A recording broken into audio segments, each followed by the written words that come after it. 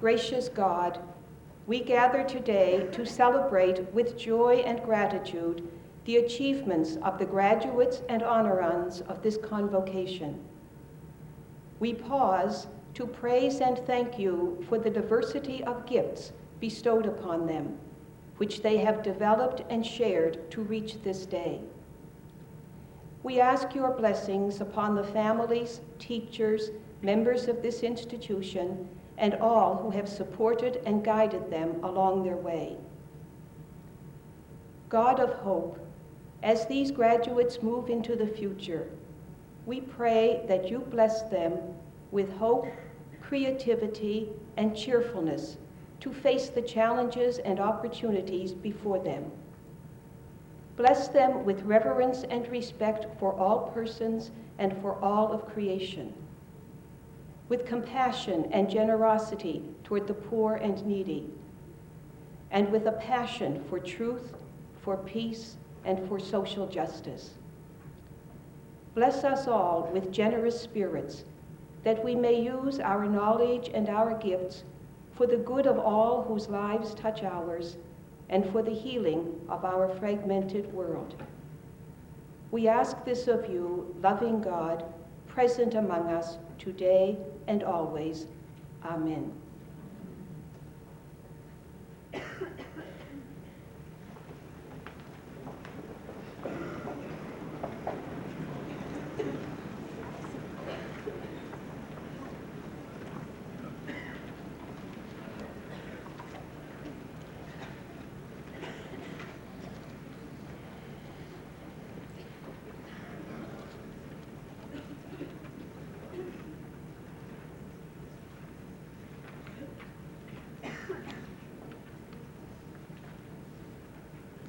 Distinguished Chancellor, honorary degree recipients, distinguished guests, members of the board, faculty, students, family, and friends. Today is a very special day, a day to celebrate and to say well done to each of you, our graduates. We assemble at this convocation to recognize and celebrate your achievements, for you have satisfied all of the requirements for your degree, certificate, or diploma, including many specialized degrees at the baccalaureate or master's level. Today you, our students, become alumni and receive your very special alumni pins. I urge you, as alumni, to remain in touch with the Mount through active involvement in the Alumni Association and indeed directly with the Mount itself. Help us give others the special learning experience you experienced and assist us with your advice and expertise as we move ahead into future uncharted waters. We also have another occasion to celebrate today. I'm absolutely delighted to tell you that our distinguished Chancellor, Sister Louise Bray, is now Doctor Louise Bray, Sister of Charity, after having received an honorary degree from St. Francis Xavier University for her enormous contribution to the Diocese of Antigonish. I think a round of applause is in order, don't you?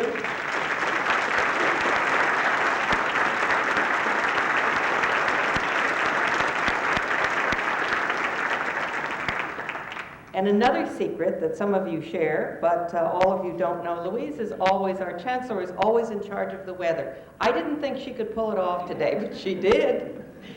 Thank you, Louise. As a community, we celebrate the success of all our graduates today. Some of you came to us from high school and graduate after 3 or 4 years of intensive study. Others of you came to the Mount with a degree at the bachelor's level and now have completed a master's or a second degree. Others of you came to us as mature students and followed a substantially different route as you combined your studies with your work and/or family responsibilities. Whatever route you followed, today is the day we acknowledge with pride your considerable effort and confirm that you have succeeded. I would be remiss if I fail to acknowledge the support of family and loved ones who have provided both emotional and financial support. for today's graduates. We at the Mount salute you, and we know our graduates join us in that tribute.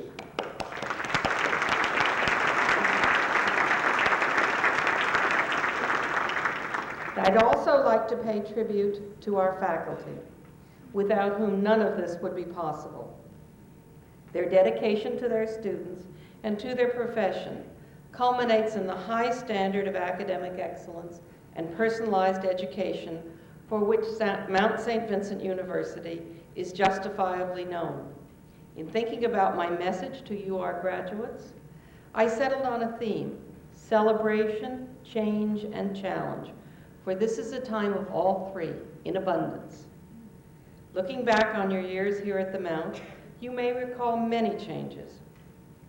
The opening of the E. Margaret Fulton Communications Center with our new and wonderful library, our Computer and Communications Center, our distance education facilities, and a showcase for many fine pieces of art from our collection. The introduction of open learning courses in tourism and hospitality management and business administration, through which Mount courses are made available to students who, because of their life circumstances, cannot come to campus for their learning. During your time with us, you have also seen the opening of the Dr. Catherine Wallace Center for Women in Science as part of our official mission in encouraging more women in particular to study mathematics and the sciences.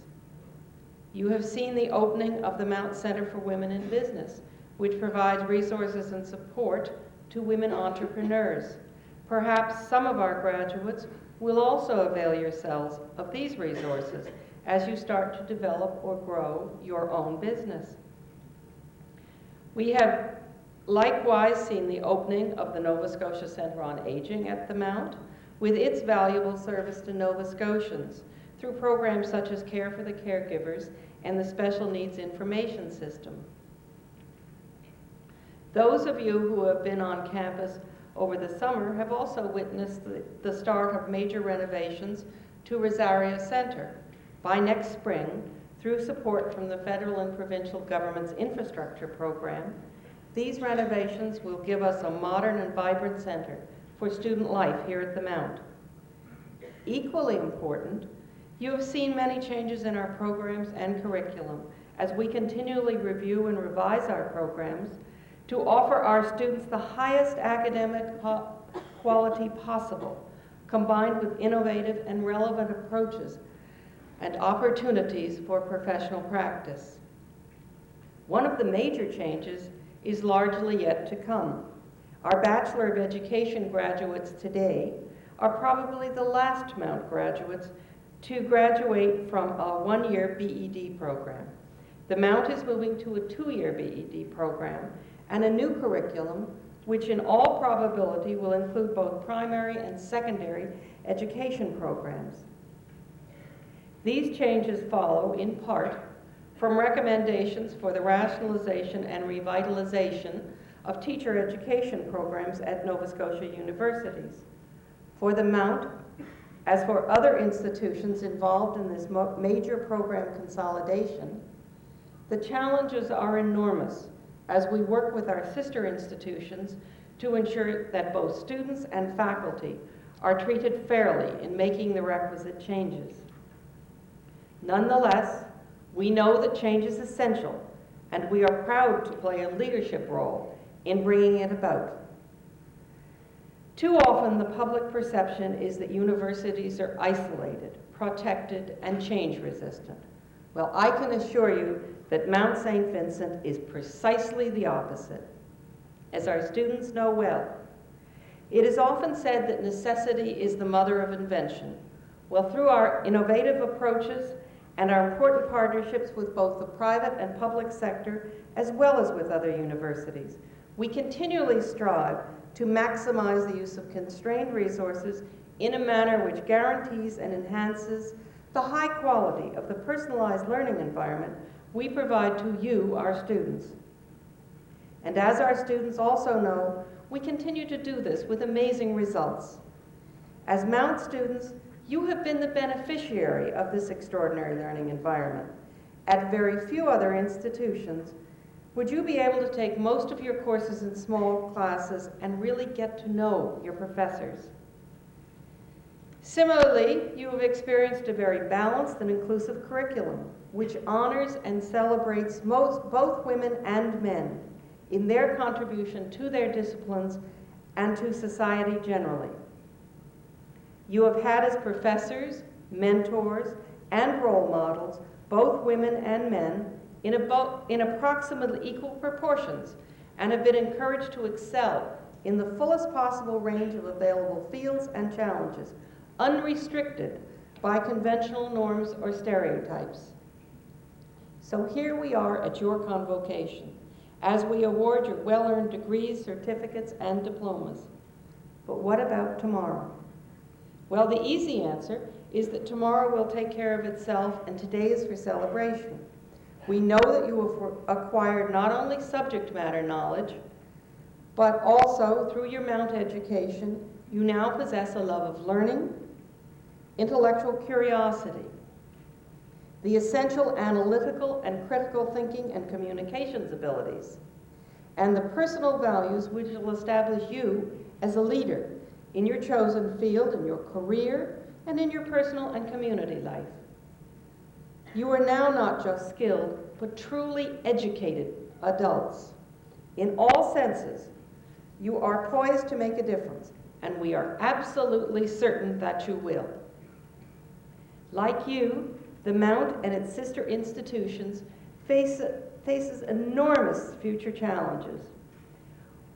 While we celebrate today's achievements, we must urgently look to future issues and challenges, posed particularly by the very real fiscal constraints facing our governments, who have historically provided the lion's share of core funding for Canadian universities. You are well aware of the demanding process of rationalization and revitalization of Nova Scotia universities. The great challenge is for government and the universities to work together to preserve what is good and strong about our universities, including the very real accessibility to higher education, particularly for Nova Scotian students. At the same time, we know that we must change and adapt what we do and how we do it to better meet economic and social needs. Meeting the needs of our students and the greater public good means that we must make better and more creative use of shrinking resources. I am proud to say that the Mount, whose tradition has always been to be creative and non-traditional, has been a leader in this process of change and renewal. And I assure you, our graduates, that we intend to continue in this direction. As Nova Scotia works through massive economic restructuring to develop its economy as an active and successful participant in global and knowledge-based society, our universities will become even more critical in generating knowledge and providing educated people. People, after all, are our most vital resources and the key for future growth and development of this province. New businesses and new jobs will overwhelmingly require higher education and the abilities and skills gained through a university education, or a continuum of higher education as we succeed in the era of lifelong learning. Our universities are not a cost, but a vital asset, an important resource to government and to business, and an essential investment in the future of this province. Higher education is a resource which must be nourished and challenged to ensure that Nova Scotians, both young and old, and Canadians can enter the 21st century with confidence. Our most recent challenge is presented by the federal government in its Social Security Review discussion paper, Improving Social Security in Canada. In particular, the proposal to eliminate the cash portion of federal established program financing of post-secondary education and to replace it with a federally sponsored income contingent student loan program has rapidly become the major issue facing our universities. Forgive me if I sound like an economist, but I am an economist. And it's vitally important that as members of the Mount community, you understand the issues and the challenges involved in this proposal. First of all, a bit of background. Since 1977, the federal government has funded post-secondary education largely through transfer payments to the provinces. These transfer payments, known as Established Program Financing, or EPF, consist of a combination of tax points and cash payments. Several years ago, the federal government capped payments to the provinces under this program so that the cash payments to the provinces now decline in proportion to the increase in tax points or transferred tax revenues enjoyed by the provinces as a result of economic growth. Depending on the rate of growth of tax revenues and thus tax points, cash payments are forecast to disappear in somewhere between 10 to 20 years. Currently, federal government provides some $2.6 billion as cash payments to the provinces for post-secondary education. In its new proposals, the federal government would eliminate the cash portion of EPF transfers to the provinces almost immediately and replace these with partial federal subsidization of a new income contingent student loan program. As universities, we have supported changes in the nature of student loan programs, which would make a portion of student loans more income contingent. That is based on the future earnings of graduates and on their ability to repay student loans. The current federal proposal is, however, substantially different from what we have proposed, in that it would withdraw cash transfers to the provinces for core funding of universities in a 2 to 3 year time span. And in its place, it would substitute a student loan program of which they would fund only 1/4. In point of fact, federal government proposes to withdraw 75% of its funding of post-secondary education. Let me be clear. I am in favor of income contingent loan programs, and I further recognize that a university education confers benefits on both individuals who receive the education and on society generally. But I am extremely concerned about how we make changes which could, after all is said and done, move us from a philosophy which says that society is a major beneficiary of university education to one that says the individual is the sole beneficiary of a university education. My view is that the truth lies somewhere in between these extremes, and that the mechanisms we select to make these massive changes can either strengthen or destroy our universities. We are challenged to change, but we must continue to change in ways that enhance the vital university asset. I am also concerned about the impact on our students, as debts incurred to pay tuition would necessarily increase significantly. The federal government argues that their proposal would broaden student access to post-secondary education. In practice, it may do just the opposite. The benefit which students might realize through income contingent student loans could be eliminated by either a dramatic cut in the quality of university education or a requisite doubling or more of tuition costs. Tuition would inevitably rise as core funding to education was cut and universities were forced, despite all possible new efficiencies, to turn to tuition as the principal source of replacement funding. Alberta is currently proposing that tuition be permitted to rise to 20% and ultimately 30% of its university's operating costs. The situation in Nova Scotia is very different, however. The Mount, and in several other universities as well, Nova Scotia, tuition already funds almost 30% or more of our current operating costs. Regardless of government's promise that student loan repayments would be contingent upon future earned income, and even if the government were to forgive unpaid loans after a period of time,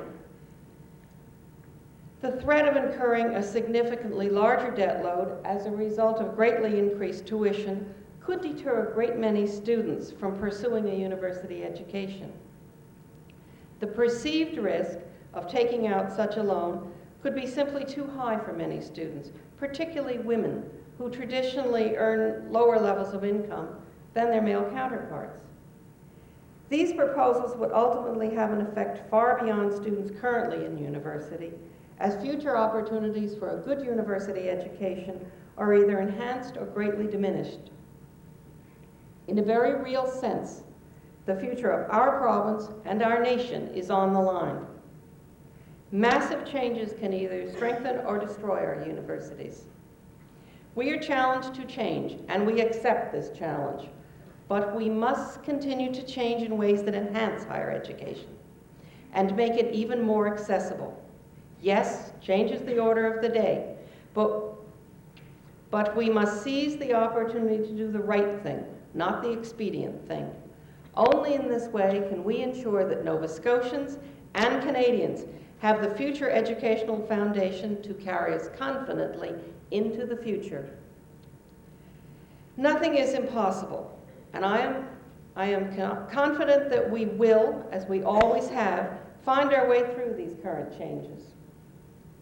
In many senses, they constitute opportunities. The Mount is strong.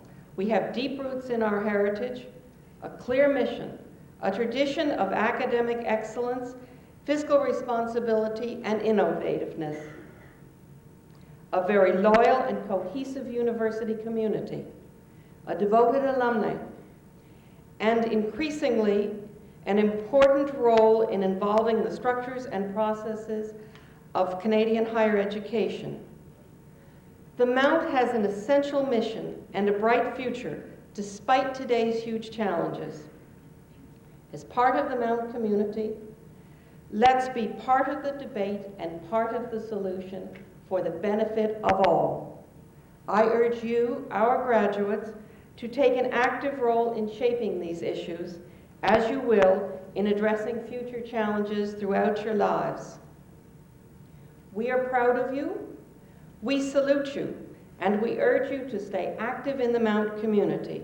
We wish you all the best in the future, and we are confident that you will make a difference.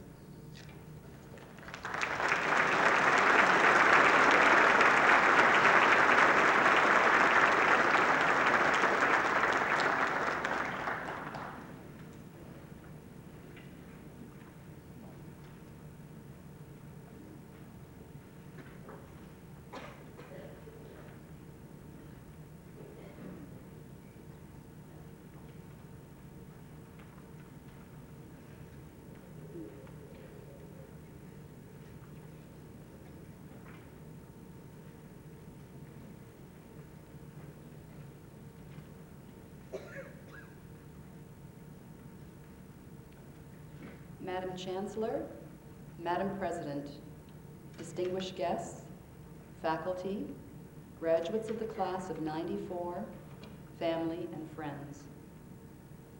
We graduates have traveled our own path in coming to the Mount and will take many different paths as we leave.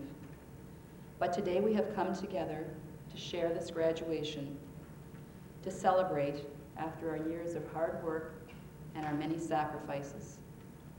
To pause not only to reflect on our past experiences and accomplishments at the Mount, but to look ahead to new challenges.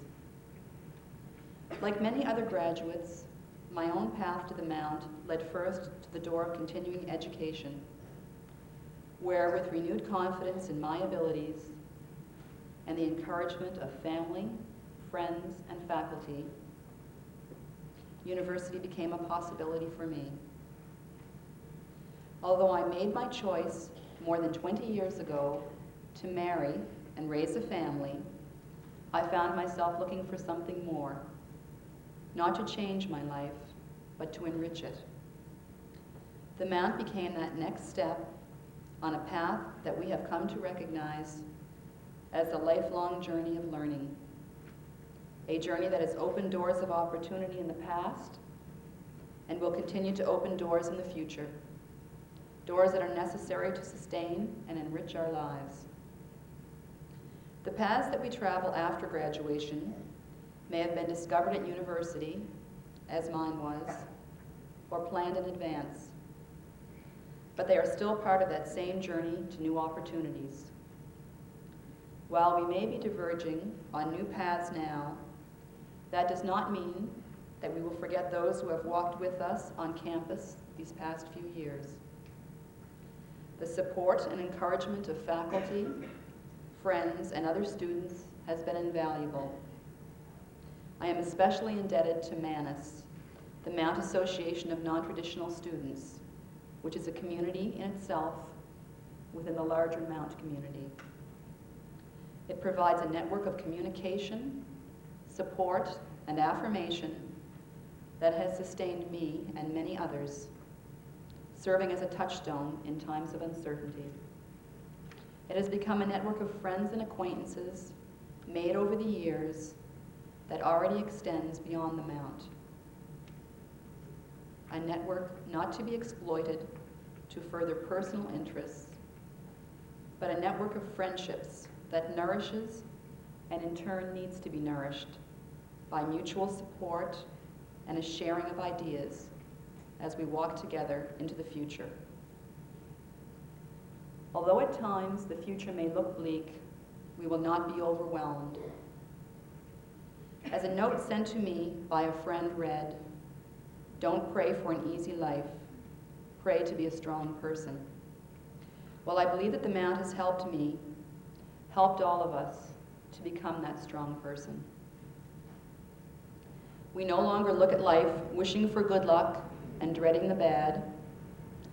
While we realize that we are not able to solve all of life's problems, the Mount has provided us with the ability to deal with them more effectively, the ability to work cooperatively with others on shared goals.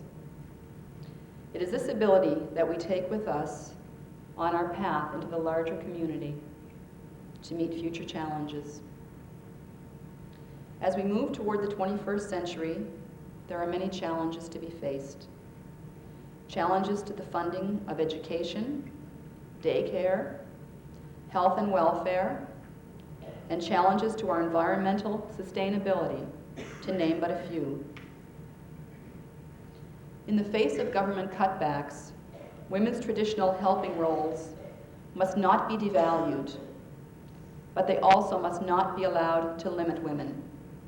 It is vital that women be supported in their continued struggle for the right to participate as equal members of the community, as all of us gathered here today work towards its betterment. We are the people who will need to come up with the answers.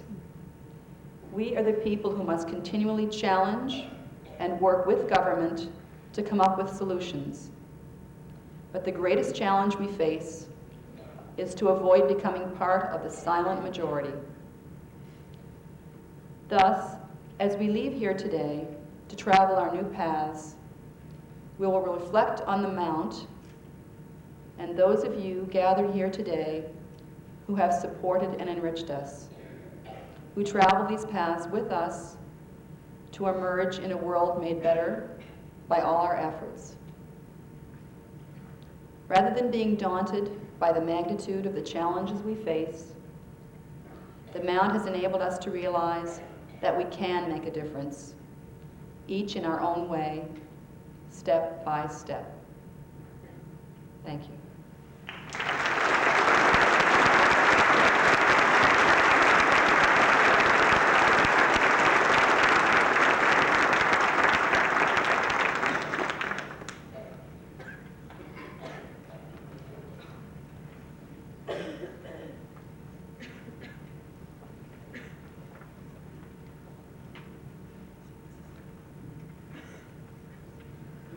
Madam Vice Chancellor and President, it is my privilege to present to you the candidates for the Collegiate Honors of Graduation.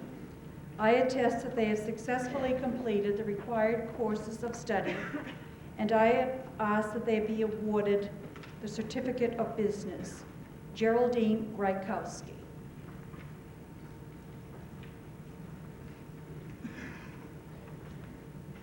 Angela Jane Kidston.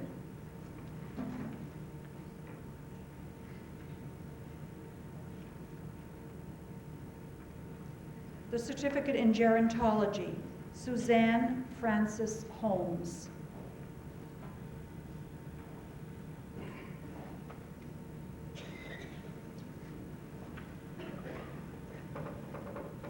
Leanne Marsh.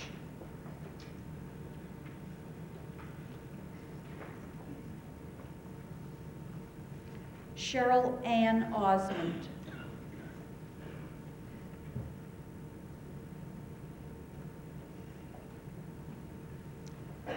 The Diploma in Office Administration Executive, Lakita Joanne Woods.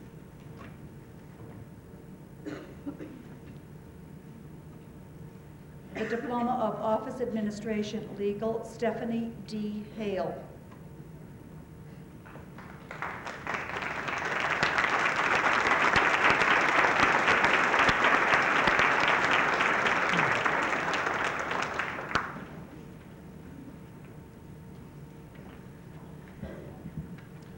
Madam Chancellor, it is my privilege to present to you the candidates for the Collegiate Honors of Graduation. I attest that they have successfully completed the required courses of study, and I ask that they be admitted to the baccalaureate degree. Mount St. Vincent University confers the degree of Bachelor of Arts on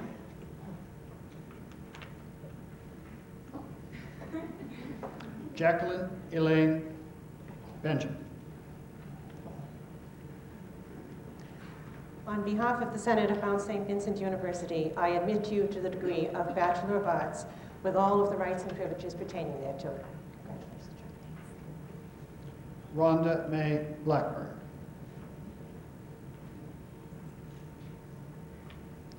For applying the degree of Bachelor of Arts. Congratulations, John. Todd Baxter Blackwood, who also receives the certificate in business today. I admit you to the degree of Bachelor of Arts. Congratulations, Todd. Donna L. Burgess. I confer upon you the degree of Bachelor of Arts. Congratulations. Jacqueline M. Cajolet. I confer upon you the degree of Bachelor of Arts. Congratulations, Jacqueline. Julia K. Campbell. I admit you to the degree of Bachelor of Arts. Congratulations. Tracy Darlene Clements Mader. I admit you to the degree of Bachelor of Arts. Congratulations, Tracy. Patricia Lynn Julian. I admit you to the degree of Bachelor of Arts. Congratulations, Tracy.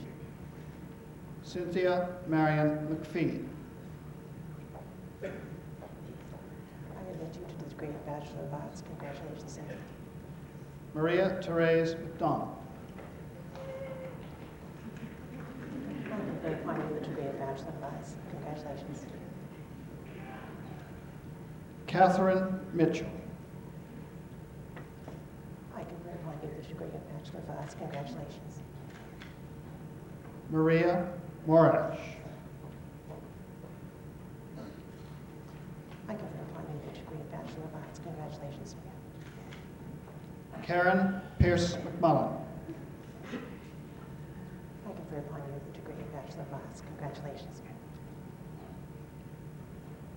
Karen Lynn Walker with distinction. I admit you to the degree of Bachelor of Arts. Congratulations.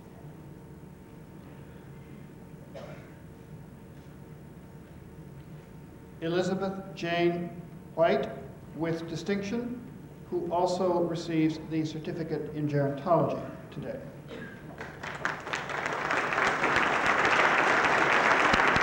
I admit you to the degree of Bachelor of Arts. Congratulations.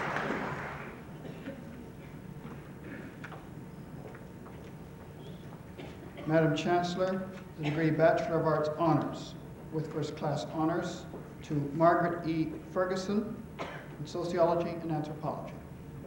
I admit you to the degree of Bachelor of Arts. Honors. Congratulations. Madam Chancellor, for the degree of Bachelor of Science, Angela Barron with distinction.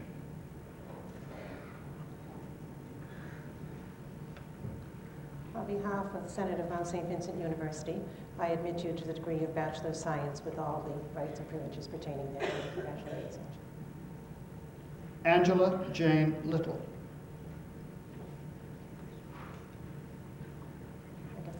the degree of Bachelor of Science. Congratulations. Madam Chancellor, Bachelor of Science honors with first class honors to Denise Elizabeth Farrell in psychology.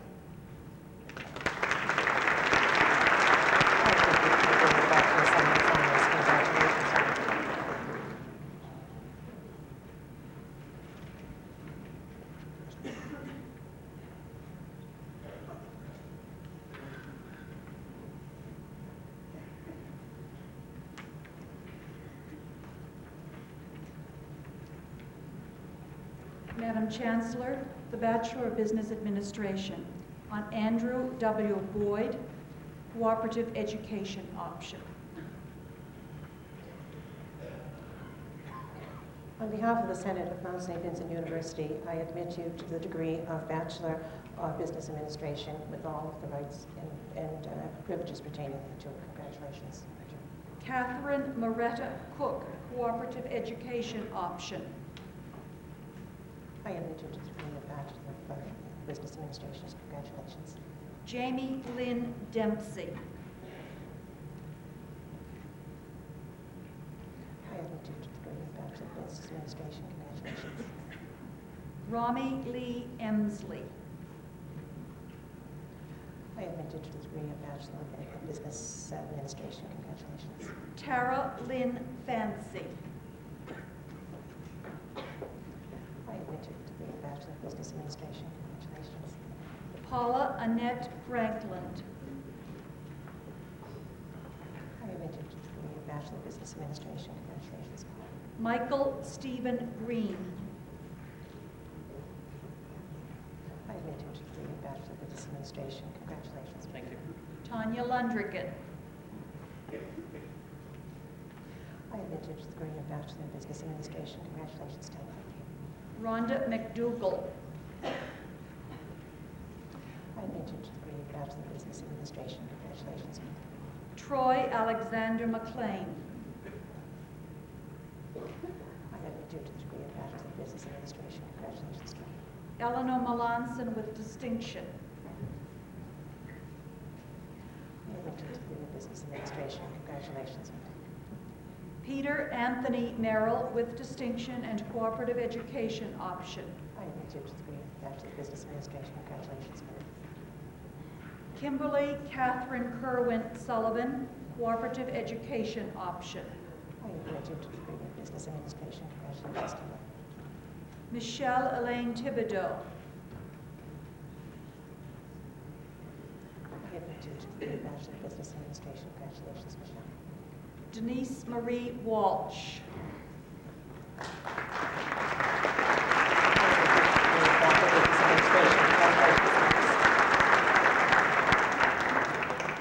Madam Chancellor, the degree Bachelor of Child Study on Lisa Marie Barnhill. On behalf of the Senate of Mount St. Vincent University, I admit you to the degree of Bachelor of Child Study with all the rights and privileges pertaining thereto. Congratulations. Deanna Charlene Beck. I admit you to the degree of Bachelor of Child Study. Oops. Congratulations. Natalie Ann Cassie. I admit you to the degree of Bachelor of Child Study. Congratulations. Darlene Mary Conrad. I admit you to the degree of Bachelor of Child Study. Congratulations, Natalie. Kelly Ann Kierstead. I admit you to the degree of Bachelor of Child Study. Congratulations, Natalie. Catherine Ann Mosier. I admit you to the degree of Bachelor of Child Study. Congratulations, Natalie. Stacy Elizabeth Popin. I admit you to the degree of Bachelor of Child Study. Congratulations, Stacey. Carla Leanne Rogers. I admit you to the degree of Bachelor of Child Study. Congratulations, Carla. Deidre Ann Sampson. I admit you to the degree of Bachelor of Child Study. Congratulations. Deborah Sterling. I admit you to the degree of Bachelor of Child Study. Congratulations, Deborah. Carrie Ann Sutherland. I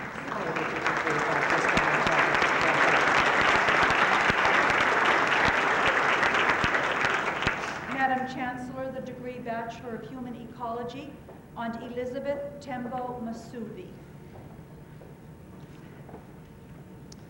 On behalf of the Senate of Mount St. Vincent University, I admit you to the degree of Bachelor of Humane Ecology with all the rights and privileges pertaining thereto. Congratulations. Catherine Janet McGee. I admit you to the degree of Bachelor of Humane Ecology. Congratulations, Catherine Catherine. Kabungo Nakande. I admit you to the degree of Bachelor of Humane Ecology. Congratulations.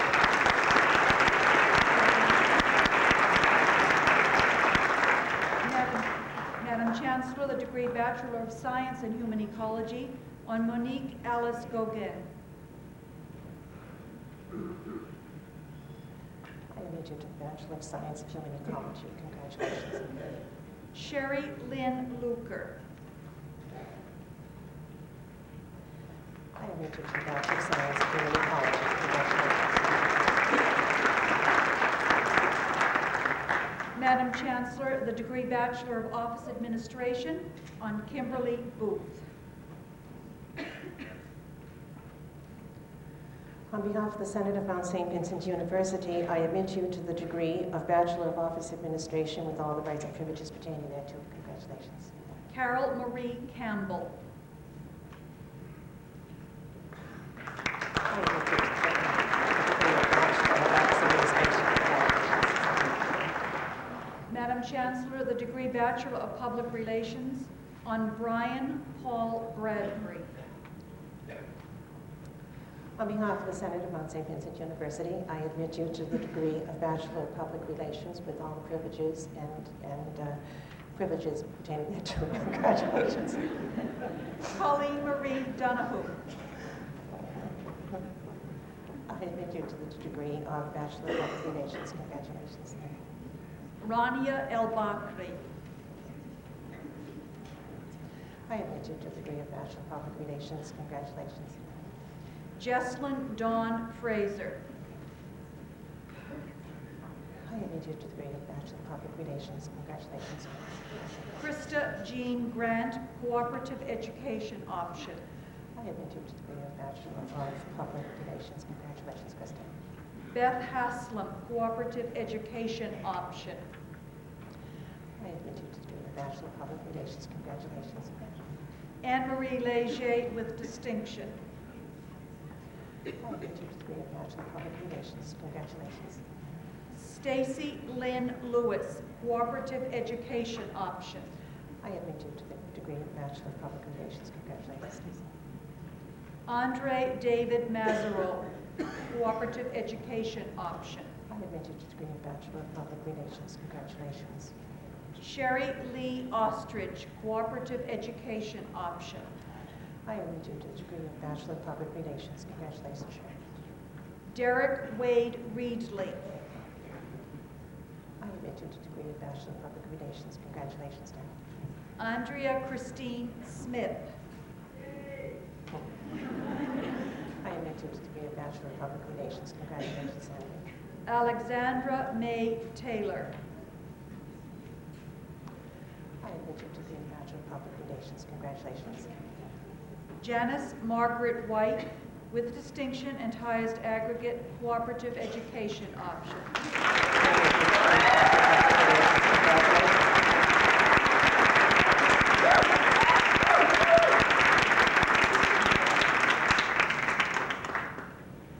Madam Chancellor, the Bachelor of Education in association with the Nova Scotia Teachers College, and I invite David White, the principal of the Teachers College, to join Dr. Parr-Johnston. Eloise Allen.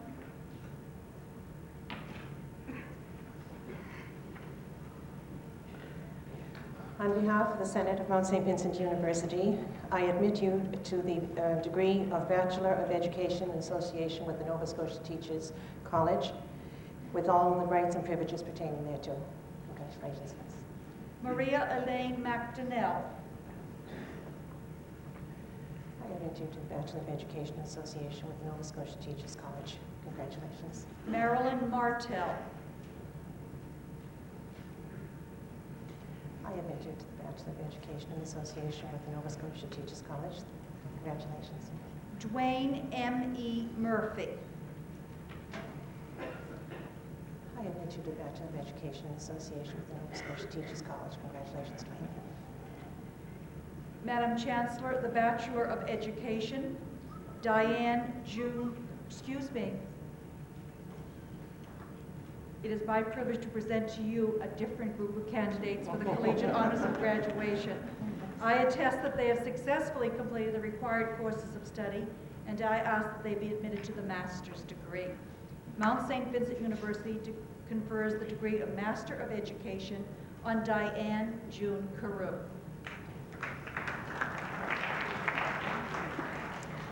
On behalf of the Senate of Mount St. Vincent University, I admit you to the degree of Master of Education with all the rights and privileges pertaining thereto.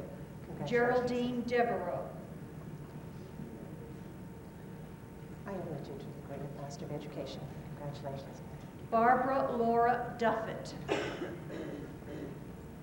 I admit you to the degree of Master of Education. Congratulations. Ruth George. I admit you to the degree of Master of Education. Congratulations, Ruth. Norma Marie Gilday McAdam. I admit you to the degree of Master of Education. Congratulations, Ruth. Joanne Elizabeth Gould. I admit you to the degree of Master of Education. Congratulations, Joanne. Maxine Hardy. I admit you to the degree of Master of Education. Congratulations, Maxine. Frank T. Hennessy. I admit you to the degree of Master of Education. Congratulations, Frank. Marilyn Jardine. I admit you to the degree of Master of Education. Congratulations. Fraser Michael Kennedy. I admit you to the degree of Master of Education. Congratulations, Frank. Patricia Leger. I admit you to the degree of Master of Education. Congratulations, Patricia. Elizabeth Jane McConnell. I admit you to the degree of Master of Education. Congratulations, Elizabeth. Richard J. MacDonald. I admit you to the degree of Master of Education. Congratulations, Richard. Kelly Ann Meservey. I admit you to the degree of Master of Education. Congratulations, Kelly. Sharon Noftal Bennett. I admit you to the degree of Master of Education. Congratulations, Sharon. Deborah Palethorpe. I admit you to the degree of Master of Education. Congratulations, Deborah. Jacqueline Ray. I admit you to the degree of Master of Education. Congratulations, Deborah. Ruth Roberts. I admit you to the degree of Master of Education. Congratulations, Ruth. Anna Marie Sarto. I admit you to the degree of Master of Education. Congratulations, Angela. Linda Spencer. I admit you to the degree of Master of Education. Congratulations, Linda. Janice Ann Stoddard. I admit you to the degree of Master of Education. Congratulations, Janice. Annie Jane Taylor. I admit you to the degree of Master of Education. Congratulations. Kathleen Sibley White. I admit you to the degree of Master of Education. Congratulations, Kathleen. Roseanne Lynn Conrad Williams. I admit you to the degree of Master of Education. Congratulations, Kathleen.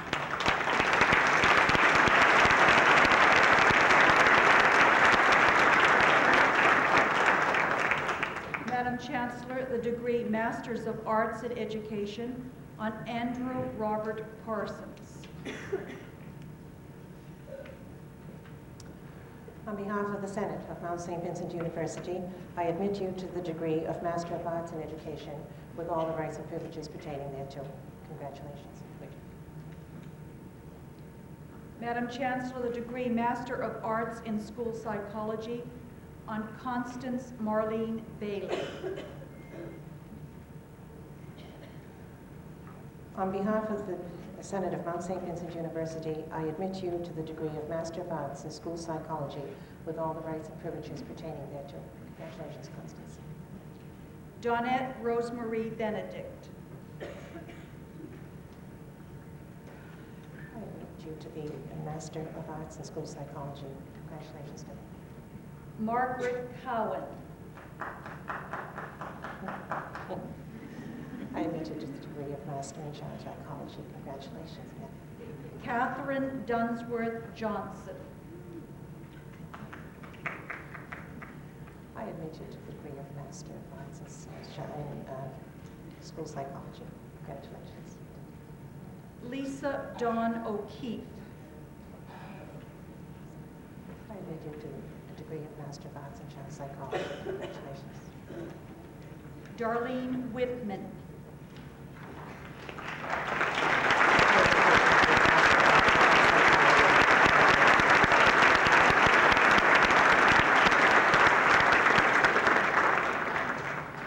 Madam Chancellor, I also ask you to award degrees in absentia.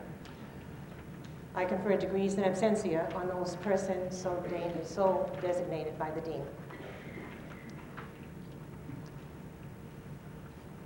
Now I think we need a little break, so I'm going to ask Dawn. Is Dawn here somewhere?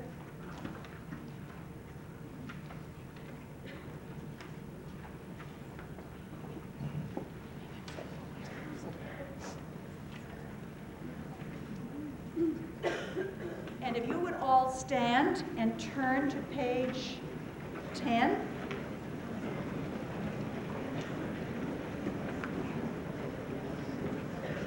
And Dawn is going to lead us in singing Rise Again. And if you would all join in the chorus, I think we could make some very nice music here together.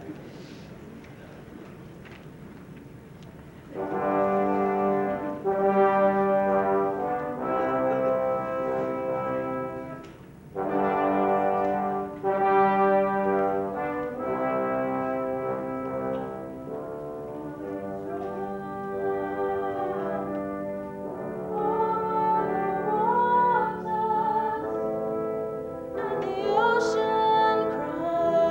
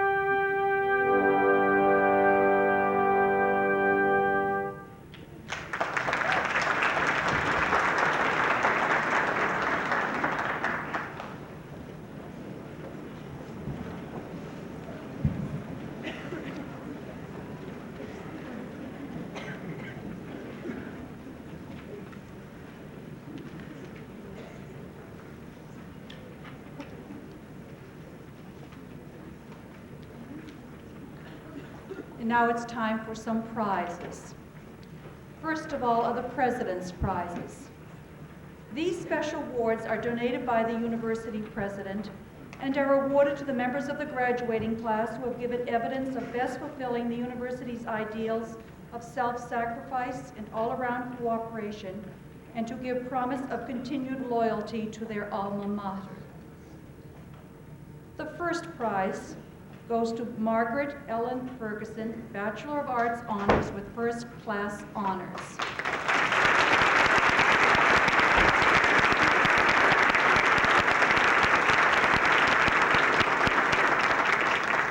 Margaret, as you know, was our valedictorian this morning, and she told us that she came to the Mount as a mature student, somewhat unsure of her academic capabilities.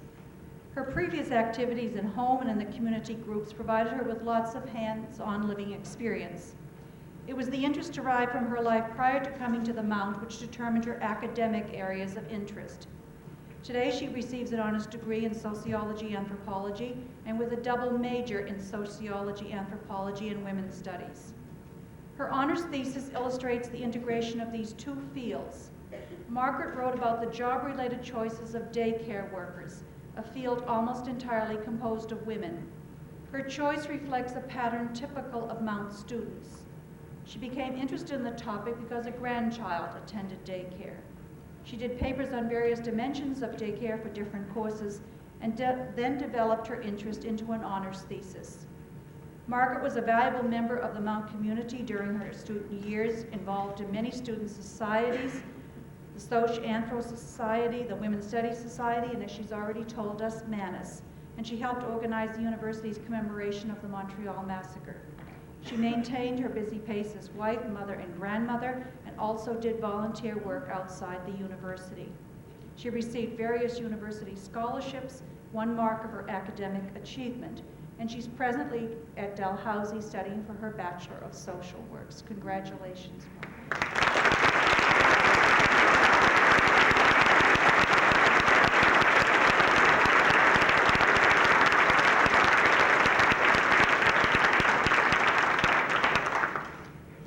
Prize goes to Catherine Dunsworth Johnson, Master of Education.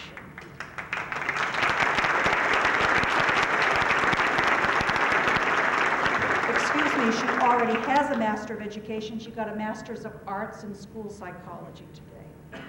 Catherine has a long history with the Mount. Today is her second convocation. She received the degree in literacy education in 1988. She's also been a part-time instructor teaching courses on special needs students.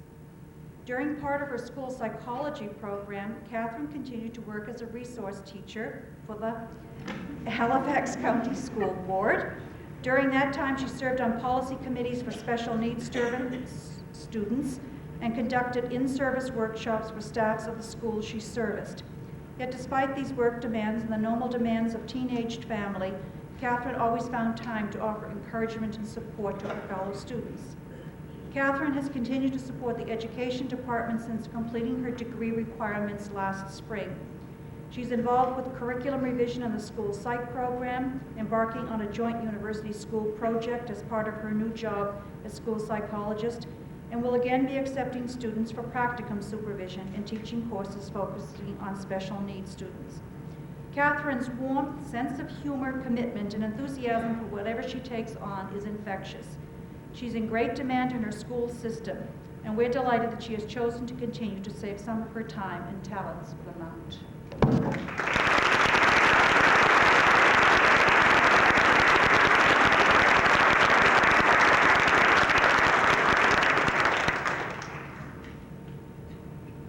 The Senate Medals of Distinction. These engraved pewter medals, awarded by the Senate of Mount St. Vincent University, are given in recognition of superior academic achievement to each student who graduates with distinction and with highest aggregate in undergraduate diploma and degrees programs. The master's medals, however, are awarded upon recommendation of the faculty of the graduate department. This year's recipients are, once again, Margaret Ellen Ferguson, Bachelor of Arts Honors with First Class Honors.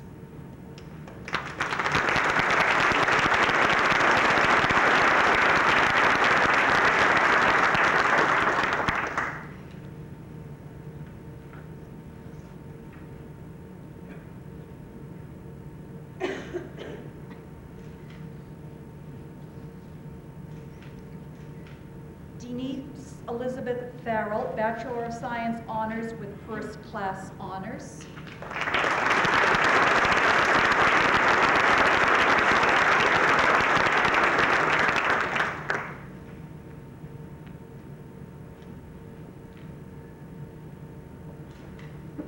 Janice Margaret White, Bachelor of Public Relations, Cooperative Education Option with distinction in highest aggregate.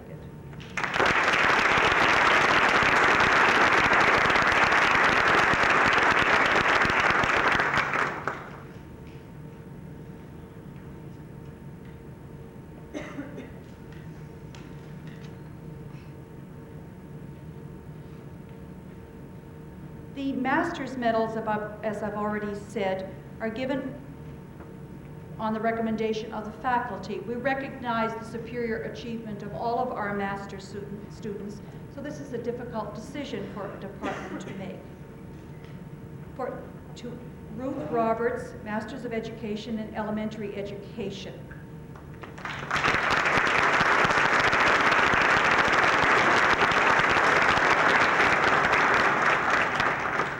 Roberts is a curriculum leader in Hants West District School Board. She was instrumental in establishing and coordinating the first library at Falmouth District School. She provides leadership in the teaching of mathematics and science within her school and within the district. Her grade 6 classroom is always open to teachers and administrators who are interested in observing firsthand how math and science materials can be used effectively with children. She serves on a variety of curriculum committees and over the past 6 years has played a key role in helping to implement the district's innovative science program. And Margaret Cowan, Masters of Art in School Psychology.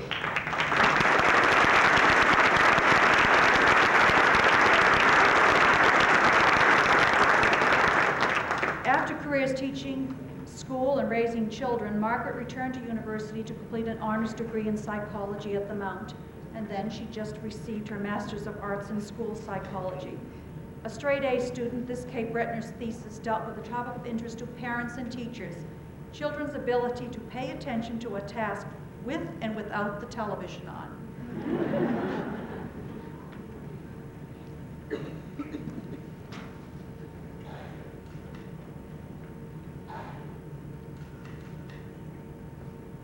And we award other medals in absentia to Catherine Faye Smith, Business Diploma, Mary Judith Chipman, Bachelor of Arts, Kit Yuk Josephine Chung, Bachelor of Science, Heather Bell, Bachelor of Business Administration, Susan Jessie Settle, Masters of Art Education in Illiteracy Education, and Patrick Michael Sherlock, Masters of Art Education in Educational Psychology and Measurement.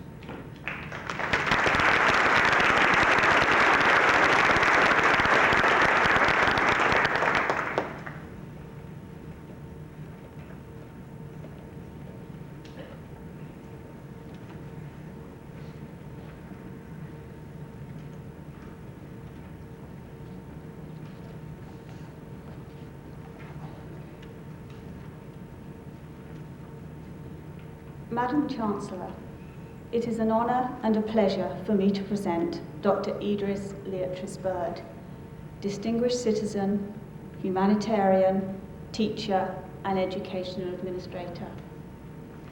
Apart from the time she spent studying in Jamaica, Canada, and England, Dr. Bird has lived all her life in Antigua. Her influence, however, has been felt in a much wider sphere. In 1956, Dr. Bird graduated as Female Student of the Year with a BA from the University of the West Indies. Her excellent standing led to her being appointed as the University of the West Indies' first representative in Antigua, an appointment which was to be the springboard for her lifelong work to make educational opportunities available to all, regardless of gender, age, disability, previous education, or life circumstances. As a direct result of her efforts, in 1967, an Antiguan satellite campus of the University of the West Indies was established. Dr. Bird was the resident tutor and sole full-time academic staff member from then until her retirement in 1989. During this time, she also earned a Master of Arts degree from the University of London and a doctorate from the University of Toronto. And, with her husband, Dr. Oscar Bird, raised her 3 children, now a paediatrician, an optometrist, and a lawyer. We're very pleased that her husband and daughter Julia are able to be here today. The Antiguan campus offered first-year university courses. However, Dr. Bird's commitment to education for her fellow Antiguans was by no means limited to those at university level. Courses were to be offered at whatever level people could begin to take part, including college-level certificate programs, adult literacy, general education, upgrading, and skills training. These programs brought post-secondary education for the first time to many who were unable to study abroad. They were, and continue to be, especially important for women who, because of family responsibilities and a relative lack of financial resources, are unable to go off island to study. The recent International Conference on Population Control and many international agencies have pointed to the education of women as the key single important factor in development. Dr. Bird was convinced of this long ago. Improving the education available to women led to her concern with childcare and preschools, and thence to the education of the youngest members of society. She established a model preschool at the University Centre, which has become a resource for Antigua and other Caribbean countries. She began offering training for women operating childcare centres in early 1970. This preceded opportunities in many other countries by more than a decade. In 1986, a joint University of the West Indies and Mount St. Vincent University project, funded by the Canadian International Development Agency, began. Spearheaded by Dr. Bird and Dr. Patricia Canning from Mount St. Vincent, this provided support and training for preschool teachers and subsequently developed a certificate and first-year university program which can be transferred to many universities across Canada and the United States. Another group to whom Dr. Bird has made very significant contributions are those with disabilities. She recognized in individual children and youth with disabilities potential that had gone unnoticed and undeveloped. Not surprisingly, she began to seek avenues of education for them. One of the teenagers she found quite literally doing basket work at a school for the blind now has an MA and works for an international agency in Africa and the Caribbean. Individuals, institutions, and international agencies have benefited from the central tenet of Dr. Bird's work that self-sufficiency, not charity, guide their development. Dr. Bird's lifelong commitment to providing educational opportunities for all, particularly those who have not always had these opportunities, adults, women, young children, those with disabilities, has never wavered. It has been acknowledged and honoured widely, and indeed has led some to say that no one was safe from her grasp. In the international sphere, Dr. Bird has been a consultant to international agencies, has served on the executive of the Caribbean, Commonwealth, and International Councils for Adult Education. She has developed partnerships with many institutions of higher education in Canada and other countries. She has organised and participated in conferences and been invited to speak on adult education all over the world.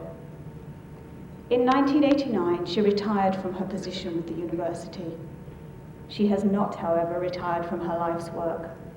She continues to teach part-time. She is Executive Secretary for the International Council for Adult Education and Chairperson for the Human Resources Development section of the National Economic Commission. She has opened and is running a new centre for adult education.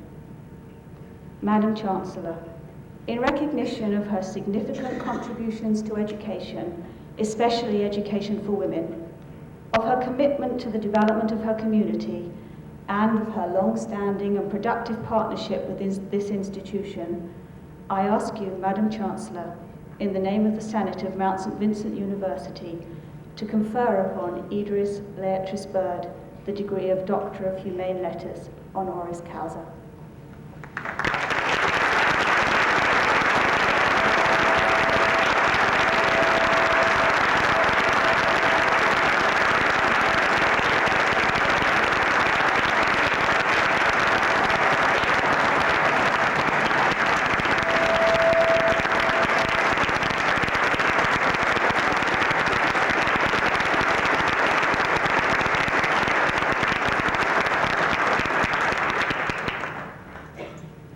behalf of the Senate of Mount St. Vincent University, I admit you, Edris Leatrice Bird, to the degree of Doctor of Humane Letters honoris causa, with all of the rights and privileges pertaining thereto. Congratulations.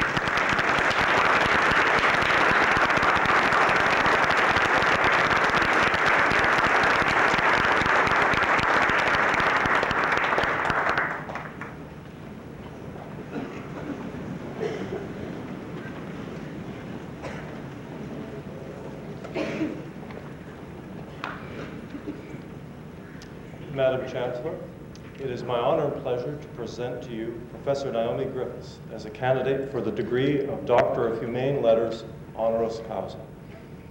I'd like to begin with a quotation. For those of us in the humanities and social sciences, much is revealed about our own perceptions by the selection of the questions we find important and the ways in which we decide to treat the questions chosen. This observation was never more apt than in the case of its author, Naomi Griffiths, Professor of History at Carleton University, Ottawa. Two questions have dominated the career of Professor Griffiths, that of the Acadian identity and of the role of women in Western society. The first captured her while she was a student at the University of London. It was there that she first met French-speaking students from New Brunswick, who introduced her to an identity that was both Canadian and something else, something called Acadian. Perhaps because of her own family's roots in the Welsh minority of Britain, Professor Griffiths set out to understand the creation and persistence of the Acadian identity within the context of larger empires and nations. To this end, she immigrated to Canada in 1956 and set about the study of the Acadian people, first at the University of New Brunswick, then again at the University of London, and since 1961 at Carleton University. From this quest emerged such renowned books as The Acadians, Creation of a People, and The Context of Acadian History. The second question dominating Professor Griffiths' academic career, like the first, helped to give voice to those too long marginalized, in this case women. From her pioneering study of 1976, Penelope's Web, to this year's The Splendid Vision, A History of the National Council of Women of Canada, Professor Griffiths has been at the forefront of the effort to retrieve the past of the neglected majority. Just as revealing as Professor Griffiths' choice of subjects is the way in which she treats them. Professor Griffiths is invariably inclusive and Catholic, always seeking to build bridges, whether between Acadian and English-speaking communities, or among women and between women and men. In Professor Griffiths' work, walls come up, they never go down. Come down, they never go up. Sorry.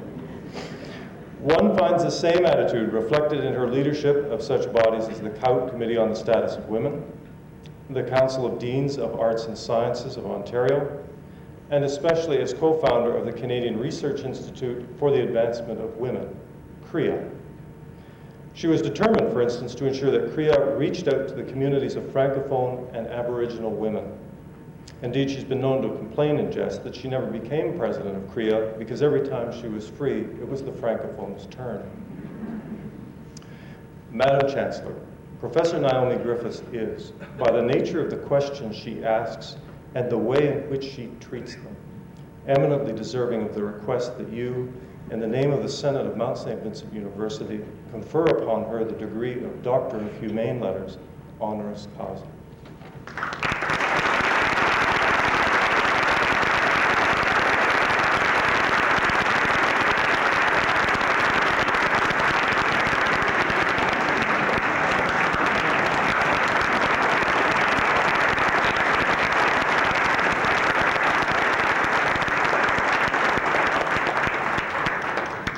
On behalf of the Senate of Mount St. Vincent University, I admit you, Naomi Elizabeth Griffiths, to the degree of Doctor of Humane Letters honoris causa, with all the rights and privileges pertaining thereto. Congratulations.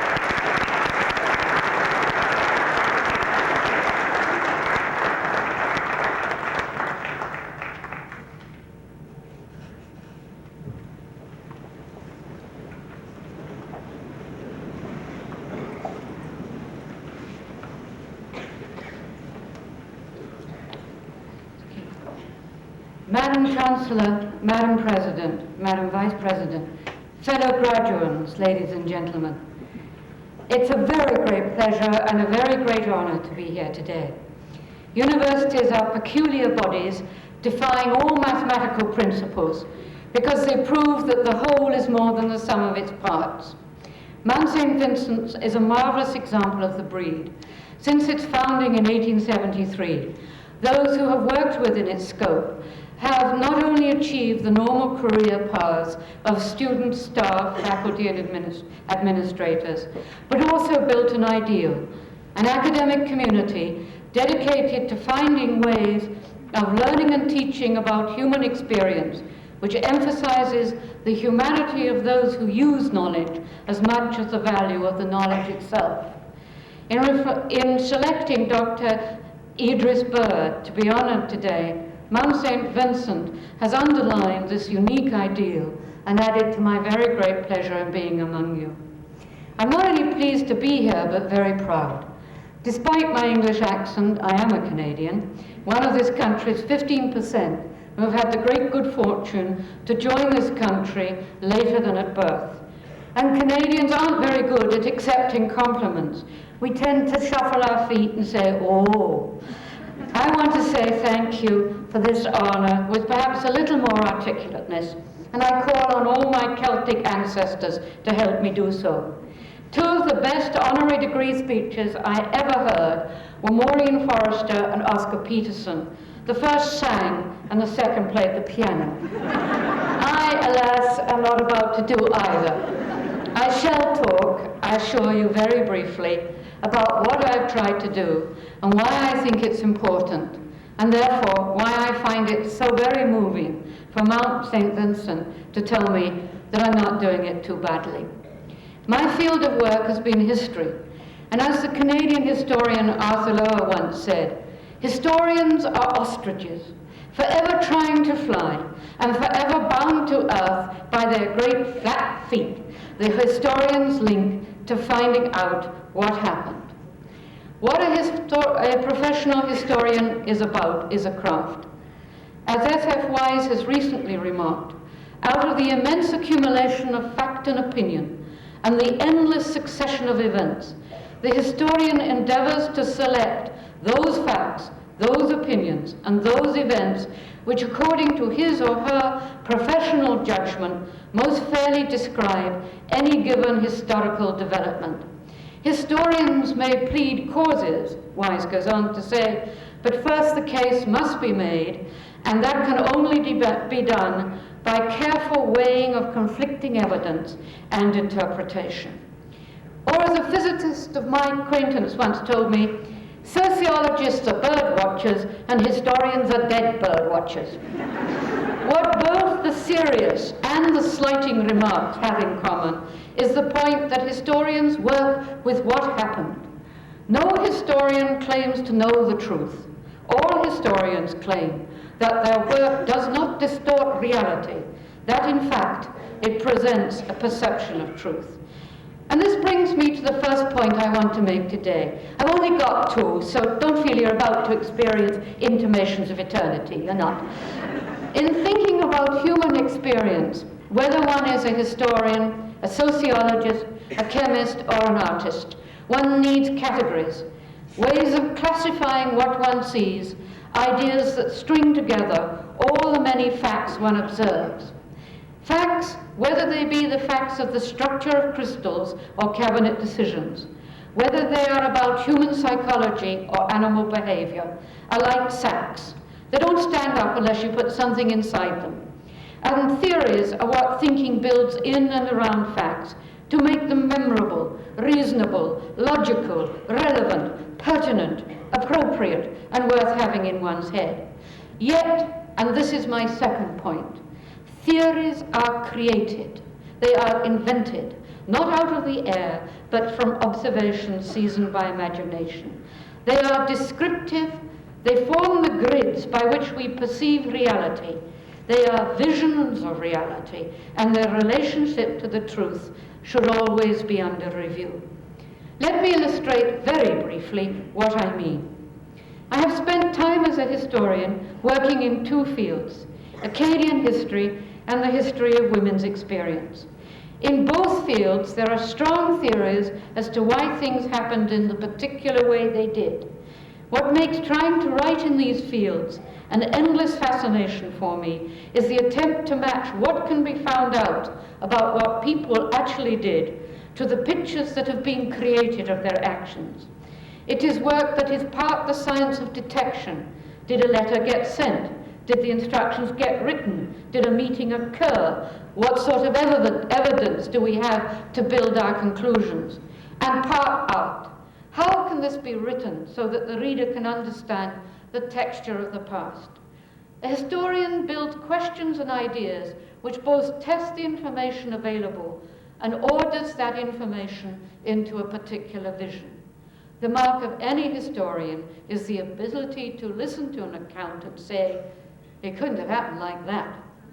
The vision has to fit with the knowledge of how human beings act. So in my field of work, I get edgy when accounts of the past are written as if Acadians were some perfect type of all-forgiving victims, or conversely, perfect French patriots wishing only to die for the fleur-de-lis. I want an account which recognizes that Acadians in the 18th century were as distant from France as New Englanders from the lives of their ancestors in Yorkshire or Lincolnshire. I want an understanding that Acadians were as attached to their lands and their homes as in the same way as the Highland Scots were to their hills before their deportation.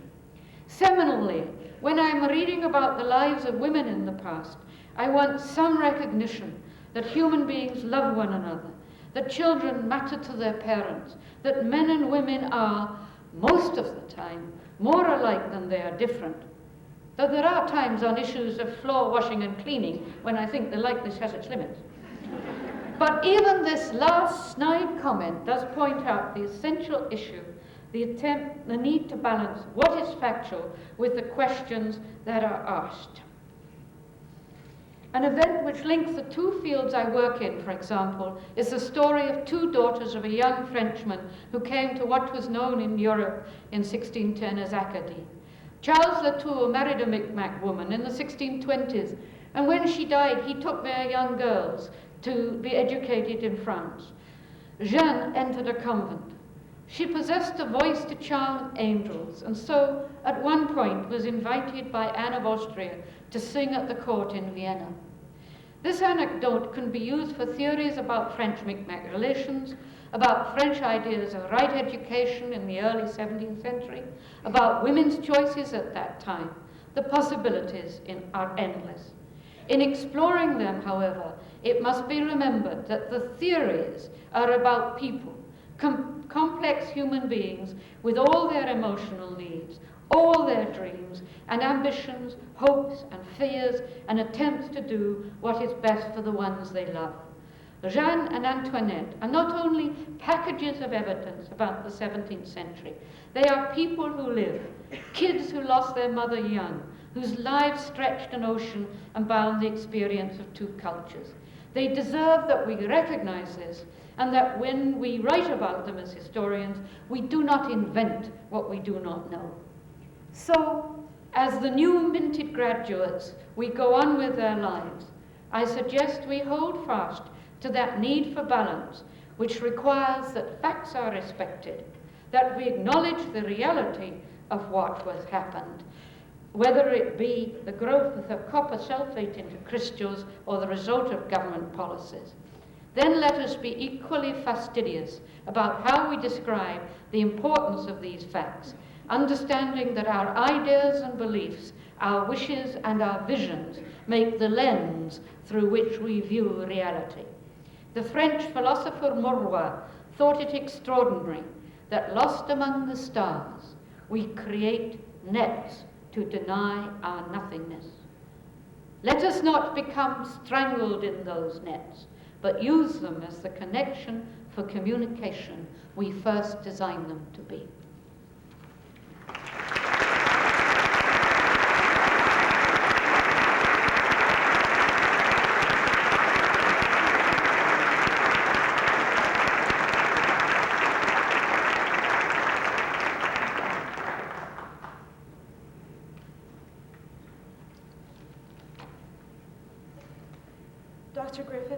Dr. Bird, Madam Chancellor, Madam President, faculty, fellow graduates, and distinguished guests.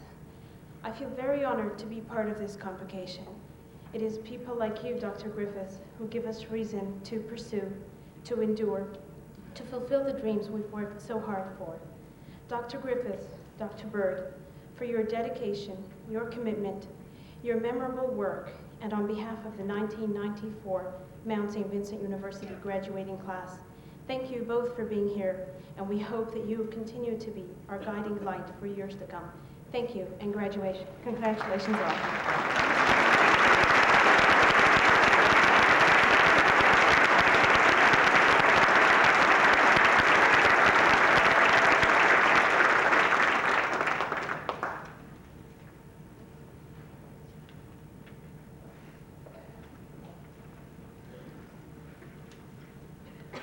You all the graduates, your families and guests, you're all invited to a reception in the art gallery on the first floor of this building as soon as the convocation ceremonies are concluded. I now declare this convocation closed.